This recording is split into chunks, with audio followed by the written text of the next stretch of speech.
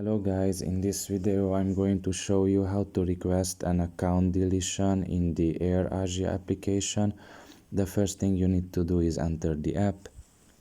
After you have done that and you are in the home page, you should look at the upper left corner and you will see there a symbol with your initial. Press on it. After doing so, you should scroll all the way down until you will find the settings option. Press on that.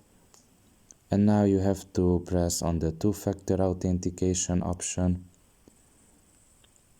You wait until it loads in and you can see that you have 4 options to press on here, and the last one being delete account. Press on that.